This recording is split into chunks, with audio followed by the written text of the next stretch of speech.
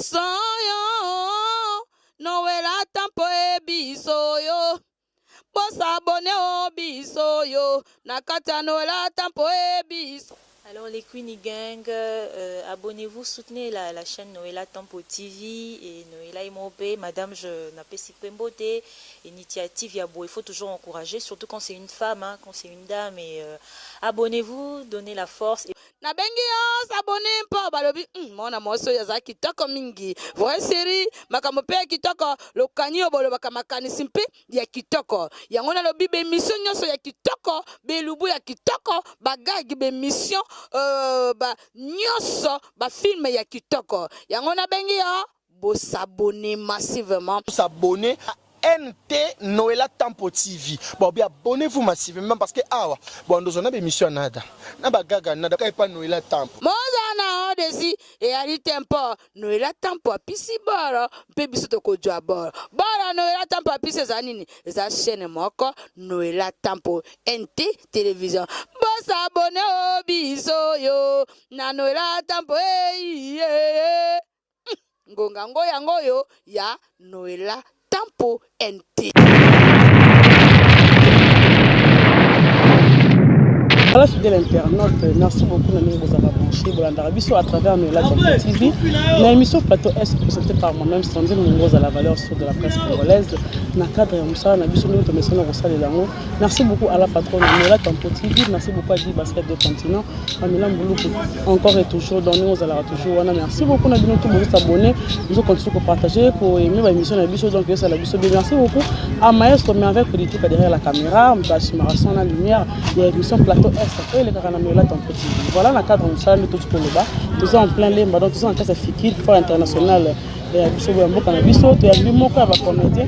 Il y a Mboka na biso comédien munene wa sali moins mingi na msa na biso ya comédie na cadre msa na biso ya presse donc a apporter un plus na kata monde ya théâtre donc ça na maman Los Angeles bon mon arrêta msa na bateni bon na kaza azana ba déguisement na ya ki maman première dame donc celle qui première dame na kaka donc il to yambi lelo aza sans tenue aza en personne de bon mon na lelo et mon na va pesa la tout monde se décliner pour loba oyo yi azali mais na présenter bino déjà maman à Los Angeles donc première dame, il y a RDC, donc il y a un comédien, donc il y a un plateau S, le directeur, je t'avais invité. Bonjour.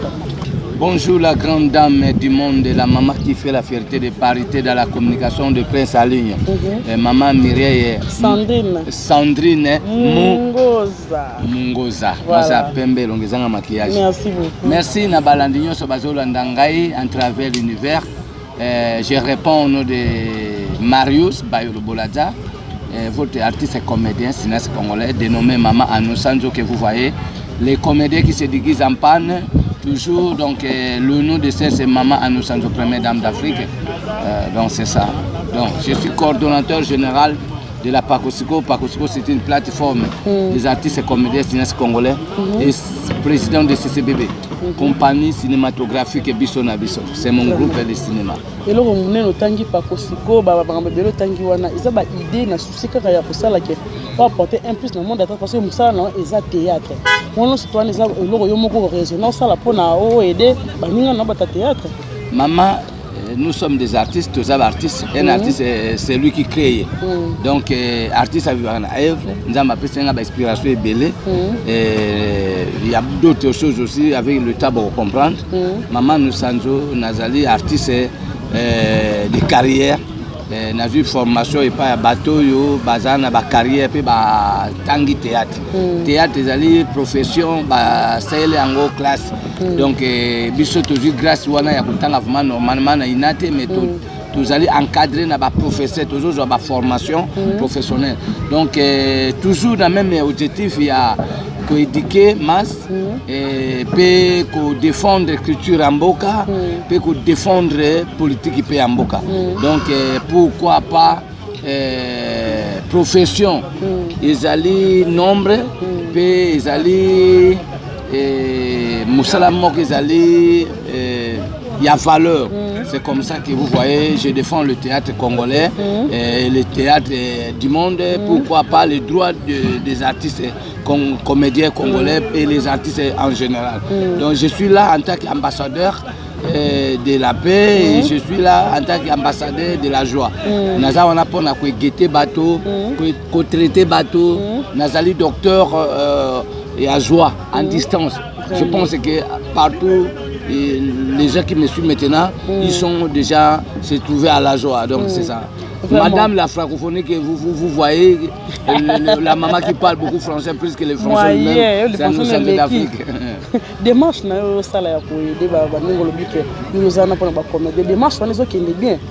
Oui, bien. Nous toujours les canisiers à créer par Cosico, donc plateforme de comédie cinéaste congolais depuis 2010, le 10 octobre. Et c'était à l'occasion. Le 10 octobre année. Bon, le 10 octobre 2010, c'était une invitation il y a Maman Olivier Mekabila, ex-première dame Mambokanzo, a invité à Bisso, comédien, parmi les comédiens, j'étais parmi, Tozara 8, Tokena pour marcher, pour dénoncer le viol fait à la femme. C'était 40 pays représentés, c'était à Bukavu. Mais par rapport au discours de maman, c'est là où j'ai eu l'inspiration de défendre les femmes d'Afrique et les femmes du monde. Surtout les femmes africaines souffrent par rapport à Misala. C'est ça quoi, maman Nusanzo. J'ai la pension de la femme. Et les hommes vont me particulier parce que moi je suis un homme. Donc toujours bundisa discrimination quoi. Oui. C'est ça. Voilà, c'est une bonne chose. Maman ne s'habitue bien à l'image de maman Olive ex-dame. Biso, toujours bien à l'image de partir à Wana. Pour ça, la comédie, mais certains jours, un bon jour, la mouka vraiment au télévision, peut-être comme parce que maman non jour, bien photo pendant maman Olive. La relation a bien donné maman Olive ça sous première dame actualité, nazo funga toujours ba comédie, nous allons toujours pour nous aider complètement pour comme on est vraiment toujours na bonne œuvre. Donc yo relation na tika la boutique la ndenge ni toujours relation entre maman na moi na relation et bébé soki lelo RDC ba diaspora ba ebinga c'est à partir à maman Olivier Mbekabila que c'est sali l'épouse du président honoraire sénateur en vie Joseph Kabila Kabange na pese mbote papa na Sifana Rora donc relation ça nango bien mais problème ezali kane batu ba olo ba ke maman aboyanga mama boyaka mona te mama moko atika oboka mona te soki ba mama baboka bana ezali kaka ba mama bazalaka maman Olive c'est un grand servant de Dieu. Les lois nazala ba souvenir rebelle à maman Olive, je dois être toujours reconnaissant et nataka toujours dans le sambo. Et maman Olive azana calendrier na ye asala kanangonga. On se montre à chaque chose à son temps. Lobe zalaki ngai les lope baninga ngana mona mabe po anene. Mais je suis toujours en bonne relation parce que nataka kana le sambo. Malgré tout Mikolope les kimo ebele après l'alternative lelo par rapport à la crise politique aussi, il faut aussi se tenir contenir à ça aussi. Mais namonaka eloko ya mabe zate parce que natika koleka na TV na loba mabe ya mama moko boye parce que oyebi ki ngai babenga première dame na défendre ba première dame d'Afrique même notre maman première dame actuelle la maman de la nation congolaise l'épouse du chef de l'État la première dame de la République démocratique du Congo maman Denise Yankeru Tshisekedi et ngai mon appelle ça comme médical yepe azali pe première dame toujours soutenir maman lui toujours na ka profession na biso parce que biso il faut ba congolais ba ki to za ba sauf les arts politiques il y a mabé où ils allaient diaboliser culture mais le pays sa culture c'est un pays mère so il bomoni que Congo na biso makambe belé autant la tête parce que ba politiciens à Congo baza binemi à culture il y a Congo puis Afrique en général et chance na discours à Mkonzamboka Félix Antoine Tshisekedi Tshilombo que je suis en train de saluer et en tant que président de l'Union africaine tout le discours na ya lobaki et on a plein d'actions à défendre dans nos cultures et c'est comme ça que nous sommes là. Moi en tant que membre de la révolution culturelle nous défendons vraiment les chefs de l'État par rapport à ma cambouetali à culture culture na biso tous les secteurs les a bafoués tala les lobbies sont comme mal vu en Europe en Amérique en Asie en Océanie ils allaient parce que bato wana bazana même vision na biso te biso tozala ba congolais tozala ya bato na ba réalité ya vie na biso nde to mona ndenge tozwa indépendant ti lelo ese mondele wana pesa biso lipana on ndinga ya bien to ebité to ebi esa pesa ki biso na ndinga ya mabe poso ke zaki ya bien lo mumba linga kufa te ndenge ni lo mumba kufa ndenge ni mubuta kima ndenge ni muza kwati pe akufi c'est dit pour mon na ki problème ezana kati na biso ba congolais ezali problème ya kozanga koyeba histoire. Donc tout ça wana to mi pesi makasi na trahison to moni trahison za lokole comme lokole richesse moko boy na mboka trahison comme lokole force moko boy pour gagner poste no congolais et pour que ozo a moi succès il faut trahir il faut lobela muninga mabe il faut funda mabe il faut donc tout ça ça devient louche ya moni ngai nazali malam parce que na limelankolo Yesu na bongola motema. Moi je suis un artiste chrétien, je crains Dieu et natika bato nyonso masumu kana maboko ya Nzambe. Pour Nzamba yaki pour na bato ya masumu que je suis aussi pécheur comme tous les pécheurs. Mais il faut faire tout quitter les péchés. Parce que Nzamba lingaka péché te. Ya on a yebisa bato to bazana masumu atika masumu pour Nzamba zokoya. Nzamba zokoya. Voilà, nous sommes déjà sur la peine bien par rapport à la question de la réponse est très sage et tu peux évoluer tout le baquet tout le mon livre même tout longo parce que moi en quatre relations de maman a été et nous nous tous en régime nous tous tous en maman de ministre qui s'est dit ou tous en rester nous a pris en contact déjà ma comme nous avancer bien déjà n'engagez la qui fait quand maman tout n'engagez pas démarche ça en cours bon maman parce que c'est la première dame maman mokonzambo kana pese mbote comme médical tout ça même na ba carte assurance santé maman distinguée première dame en tant que comme médical parce que azali monganga et ce que tata vu nzela ya état de droit il pas lobinga na kena santé parce que la santé n'a pas de prix et tokoki ko bongisa mboka soki santé za mabe tokoki ko bongisa mboka te soki santé za mabe donc il faut tout traiter nan et bateau ba edikaka batiza biso majorité baptiste oyebi na mboka na biso nous avons pas les hommes pensionnés de la culture comme dans le secteur théâtre ou que des millionnaires batiaka ba millions pour na théâtre pour na oyebi on parle de comédie seulement ici à Kinshasa mais dans tous les 26 provinces il n'y a pas de salle de théâtre bato yango moni jeunesse c'est comme bato moni bakoti comme na bapombier bakomi ya kene pourquoi parce que là ça peut s'étendre exaté bon bato ya bakoti ba moyen eza biso bateli biso ba moyen biso pe to koyi kotambola ko sensibiliser population ko éduquer bango ko équiter bango c'est ça donc na mon avec distinguée première dame relation les amis mais problème mais ça n'a pas parce que diabolisation les agaya mon émission bato mususu auprès des chefs auprès de l'autorité on a bango élévation na bango élévation na bango ezalaka et pas bakonzi za ko aider moto wana te aza moto wa moto boy ko aider moto wana te il est déjà liaki donc wana za ba immorale na bato oyo bazana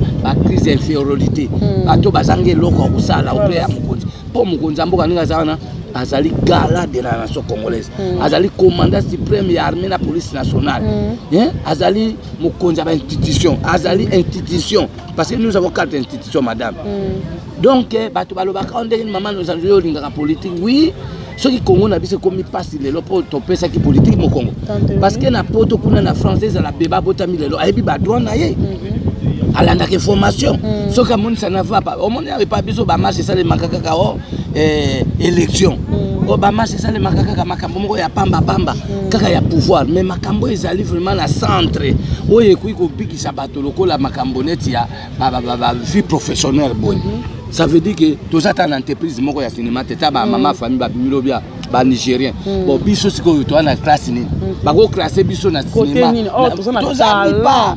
tozo vivre na ba njonjinge et ba congolais ngo penza ba pesa mo bolingo ya kolobela ka biso bango nde ba bimi ba producteur d'abord ba ça ne côté avec $1000 $2000 azo produit comédien avec quel cachet c'est la honte est-ce que bimata manager te que o lukape ba opérateur économique et ala ba américain ba ya pe ko investir na théâtre à Congo quand je parle est-ce que yo so mona ngai ba telongi na ngata na cassette moko boy ba lobonga na terre melaka bango non vous n'êtes pas les producteurs vous êtes ba manager ba comment ko déclarer ba film na biso na poto na Amérique que bango nde ba producteur pour ba gagner ba droit d'auteur mais ba to yo ba zo tourner ba film wana il se trouve rien Talande ba comédie ba kufa ba bola majorité za ba o sala succès na problème zo belle fa 5 intervention non ay maman ya ote okufa ba komona nani Diane akufi. Mais na sokoda komba Diane ezate madame. Oh, mais grand comédien bongo. Mais elle akufi ata ba cotisation ba mbonge yebele. Mais comité ezala ki organisation matanga wana. Ça va penser ba longa ta moi 500 dollars ba kende ko défendre Diane pour artiste akufa kate. Mais na Congo ba artiste to ba kufa pa. Jadi di kambala kufa. Moi sina ye wana bana ba o se trouver te ba ibi ata droit moko na bango te. Rosem fika Mondora kufa. Mindonda kufa ba te bele. Grande artiste mboka. Maman no Sanzo Nazali toujours leader à 5e génération en tant que coordonnateur général. Il y a Pakosiko, donc plateforme de comédie congolais, devise Nabiso Tolobaka, Pakosiko, amour du projet Pakosiko, intérêt général. Donc, Nazali na makambe bele ya Koloba, nabi ke zang télévisé zango gamena, osenga ba comédien congolais, et zalabo ba na poto, Baba Mungita, vienanga Lobé, Papa Lobé, Papa Nanga Lobé, Papa Nangai Sami Mokili, Patrick Valence aux États-Unis. En tout cas, bon se mobiliser quand on est Kanaki, Maman Nabiso Pembele, Maman Nabiso Alinga, Maman Nabiso Boka, Maman Nabiso Lipati, Maman Nabiso Lipati. En tout cas, regardez dans Gadio à Londres, Bombo Fifi. En tout cas, Pakosiko, donc il désire bien, mais au sein de l'Ombo qu'on a bino parce que l'union fait la force. Nous avons maman Denise, Aza maman ya nation, n'ebi kata lela ya minga ite loba ko yambanga, mais nazo soutenir toujours. Il faut toujours continuer kaka na persévérance parce que autant maman le fait qui patience, on va que na muke ti. Ezaki facilité. Ngai na maman Olivier, ngai na bandi ko soutenir maman Olivier depuis nazana MRC parce que na soutenir ki mona mboka Jean-Pierre Bemba Gombo en tant que Mungala. Nana kasai kongeza bangala madame. Njoka kongeza ba Congolais aussi. Kaka Mungala mona mboka Jean-Pierre Bemba Gomba azuité pour na bano soutenir pe maman Liliane Bemba na pesi bango mbote. Mais mbala moko honorable Francis Kalombo papa na Francis. Ayelobi artiste et comédien vous êtes différents d'artistes. Na monique vous avez réfléchi bien pour Namboka parce que l'artiste est belé, dans un complexe, il y a Koloba, Makamonga na Oloba, c'est un peu limité. Au contraire, c'est nous qui sommes mieux placés pour na Koloba Makamon, pour na rappeler la Kabaïne, pour encadrer la Kabé Bakonti, pour interpeller la Kabé Bakonti. Parce que moi, ça n'a pas de éducation. Toi, on a frontière. Au moins, il max cadre d'Ombaouti Kokufawa, Babomiye, pourquoi? Parce que à Lobaki, moi, droit moko boye, oh yo yepe à Kuko Nango, parce que c'est un intello, attends droit.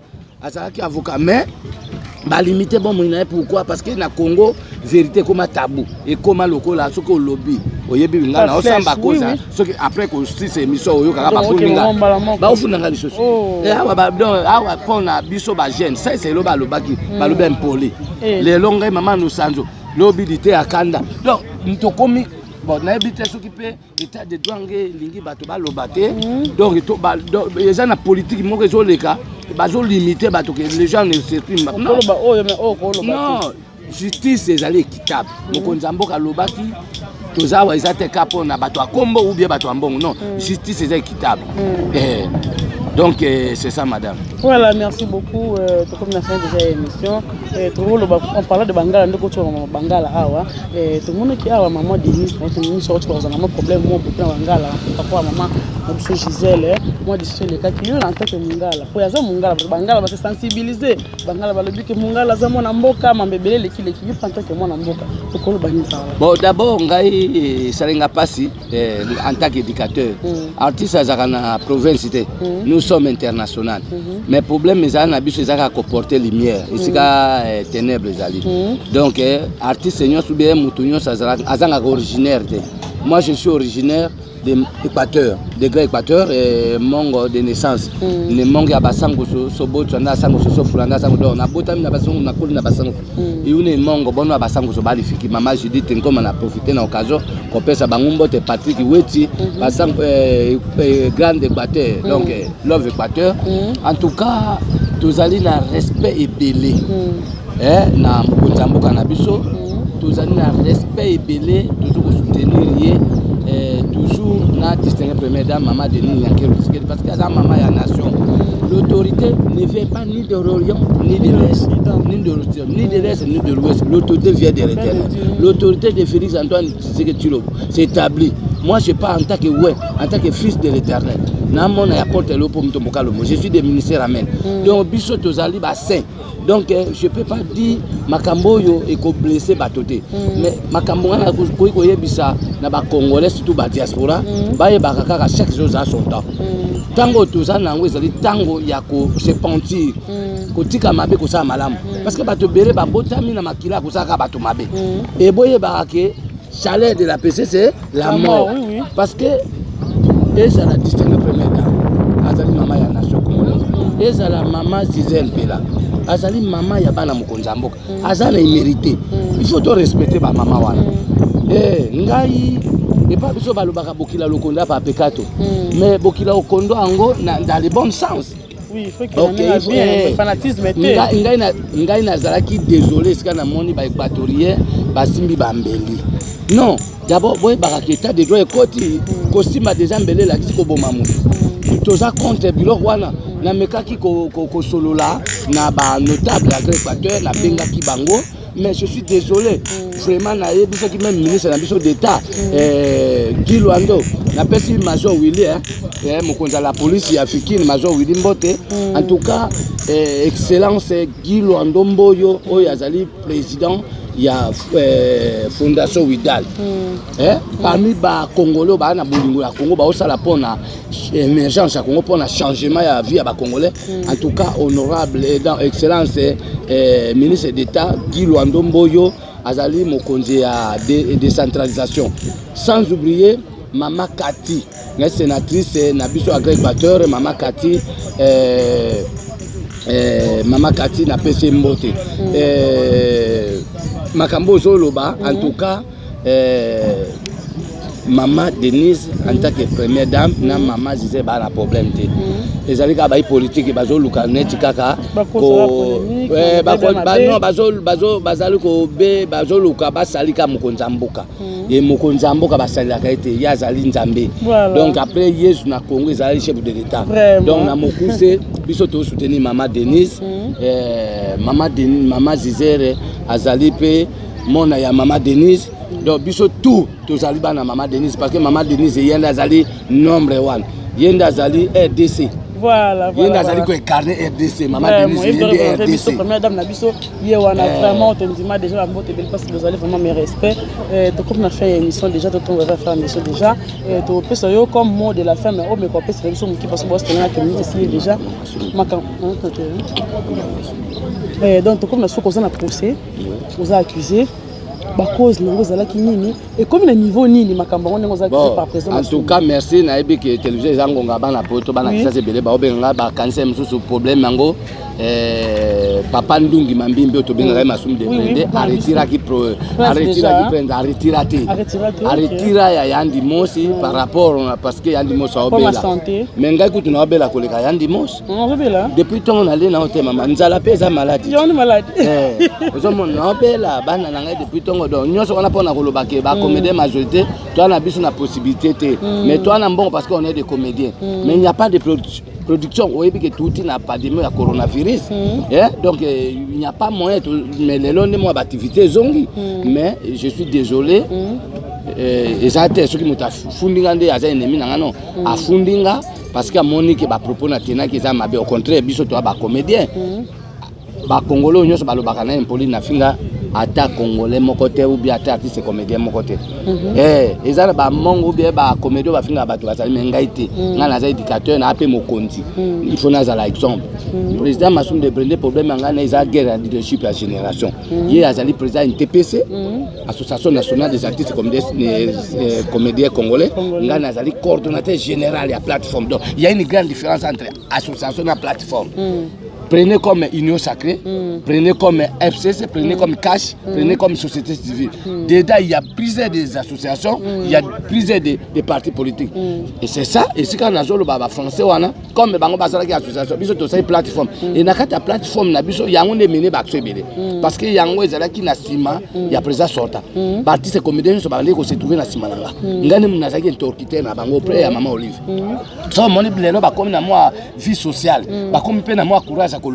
Moi, organisation, c'est à nos centres d'Afrique. Maman, nos centres, c'est moi qui incarne le théâtre congolais. Maman Iwaso, abeli na côté na clinique na Unikin na clinique universitaire campus tokendaki na maman Nicrette lelo tokei artiste comédien comme moi je ne suis pas n'importe quel artiste comédien naza na staff nanga ekambami na Monsieur Gion Sambaya, c'est mon secrétaire, et maman Michael Moussao, Azali assistante nanga Azali chargée finance, maman Michael Moussao na PC Mbote, famille Moussao, Nazali na maman Jika, Aza chargée communication, maman Véro Aza chargée sociale, professeur Mone ya tali makambo ya Aza professeur Minana Ina.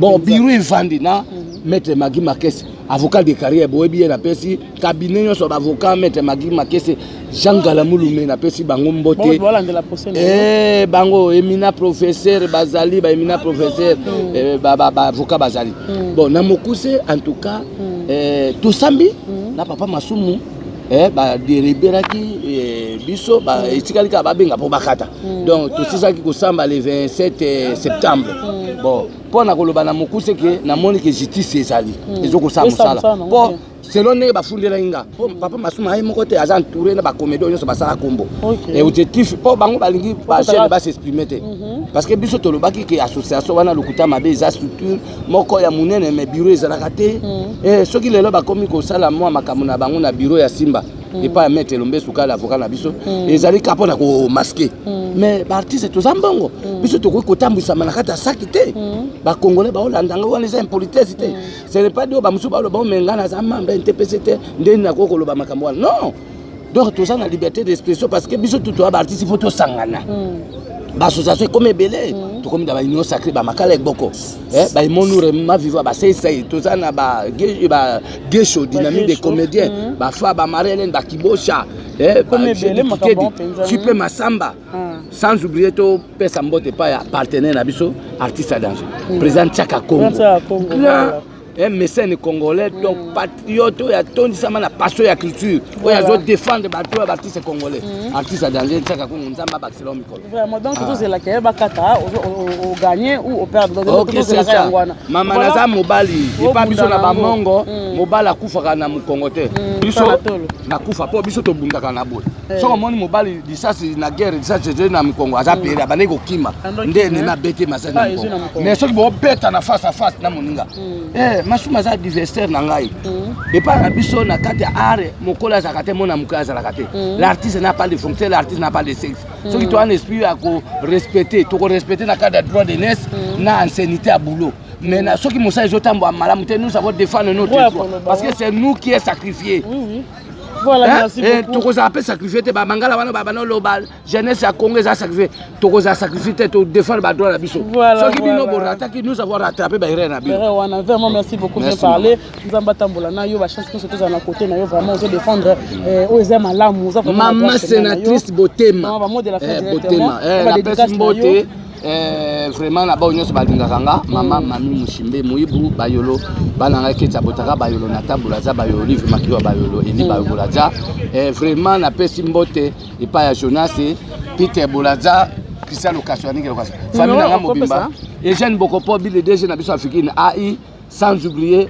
Augustin Kabouya général de brigade le secrétaire général de PES maître Célestin le secrétaire permanent du Palou na pesi binombote na komona 00243 kodi ya mboka ya Willy Mosheno baloba yo kabaka mais moto yo kabela te kanga kodi ya mboka ya Willy Mosheno na peso mbote 081 243 81 93 47 75 je commence 00243 81 93 47 75 merci Patrick maman nostalgie vraiment pour na sana yo c'est gentil au Portugais nous allons passer pour wana na ndare kutuka na cadre caméra donc la première nazaki wana sans nous bongoza donc on a présenté l'émission plateau SLL vraiment merci beaucoup pour la biso vraiment on a vu que compréhension et vous allez vraiment par rapport à l'émission donc Rolanda kaka autre lobby et non autre lobby qui était yango commission autre lobby qui non en tout cas c'est défendre bien le bien ezaka lobba to lobby qui bien état de droit côté na mboka donc dans na droit ya koloba oyo amoni malamu